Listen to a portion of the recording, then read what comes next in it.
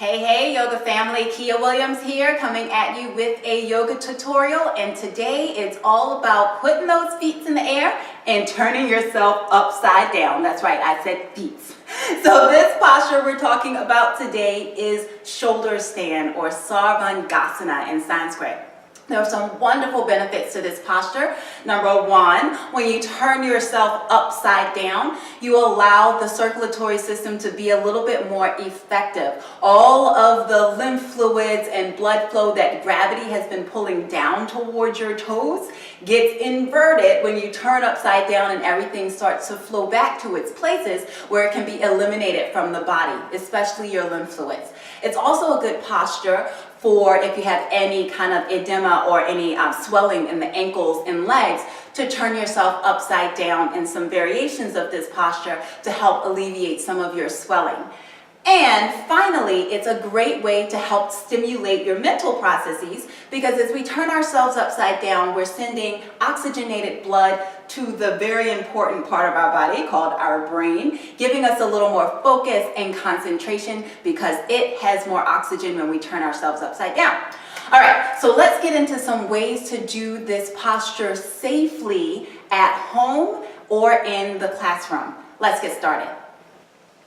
So we're going to start our practice, and before we do, we're going to make sure that we have a blanket. Now, this is just a throw cushion, a throw blanket that I have on my couch, and I use at home for when I practice. But if you're practicing in a studio, you might have some of those Mexican-looking blankets that you could be able to use, and you want to fold it just about like this, so you have a nice rounded 1 inch or so edge. And we're going to use that right this second. I'll pull it off to the side, and we'll use it in our second variation. So the first thing we're going to do is lay down.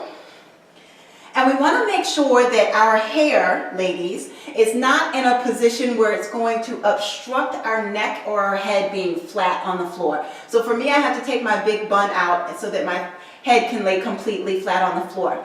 The first option here is simply to draw your knees in and bring your toes up to the floor, up to the ceiling. Your palms are going to rest down beside you, imprinting the spine, so pressing the small of the back into the floor, and just staying here.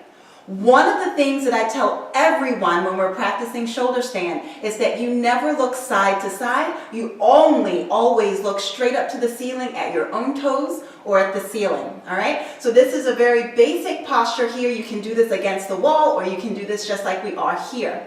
The next option for shoulder stand is actually called a different pose. It's called the inverted action pose. And we're going to start this posture from bridge. So we're going to draw our heels as close to our hips. Going to lift our hips off of the floor, and we're going to try to get our elbows to come underneath of us as much as we can. So I have the palms of my hands at the tops of my hips here. Now I'm going to follow my own advice and only look at the ceiling. From here, I'm going to draw one knee in, and I'm going to draw the other one in. So both of my elbows pressing into the floor, and then I'm going to straighten my legs up to the ceiling. The back is kind of arched here, so we're not straight up.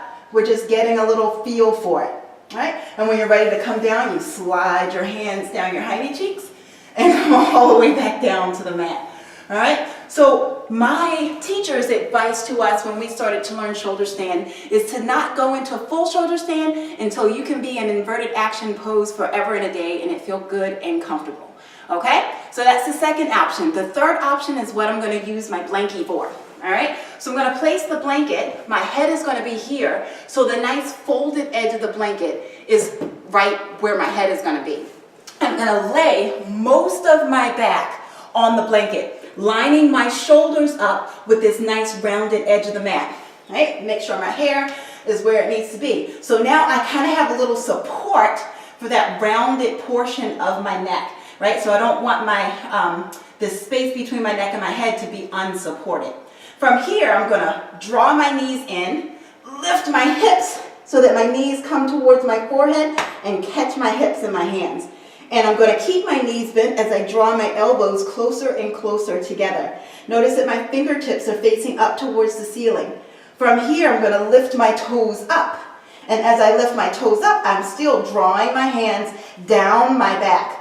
Right? So this time, I want my toes to go straight up to the ceiling instead of back here somewhere, right? So you might have to squeeze your glutes just a little bit. There should be no tension in the neck, No pressure on the back of the head, even though you're pressing the back of the head into the floor, no pain. All right, so you hold this for a few breaths, and when you're ready to come down, you bend your knees, bring your knees back into your forehead, and again, slide your hands down your hiney cheeks as you come down to your back, and then you can rock and roll your way up to seated. Now, the perfect antidote to shoulder stand is fish pose. So anytime you come out of shoulder stand, you want to make your way into fish pose, bringing your palms down, pressing into your elbows, and bringing the back of the head to the ceiling. So we're just opening up the front of the body after we spent time closing it off. Right? Take a few breaths there, and when you're ready, come on out. That's all I got for you for shoulder stand this week. If you have any questions, don't hesitate to drop me a comment below. If you have any other postures you'd like to work on, don't hesitate to tell me about it. Let me know what you want to see, and I'm happy to make you another yoga tutorial. In the meantime, gang, thanks so much for hanging out with me, and I will see you around. Take care. Hey Yoga Mama, thanks so much for watching my video, but if you'd like more simple tips to help you juggle your busy life as mom, I have just the thing for you. I've just created a brand new video that's specifically designed for moms who have a lot on their must-do list, but could use some practical tips to help them do motherhood with more ease and joy. Now, I've done my research and my own personal yoga practice, and I've come up with a simple 3-step system that I use all the time to help me increase my energy, improve my focus, and decrease my stress. And that's exactly what you'll learn in this free video. Now, the really cool thing about this yoga-based system is that each step can take less than 10 minutes, and you don't need a yoga mat, stretchy yoga pants. You don't even need to be alone to make these strategies work in your life.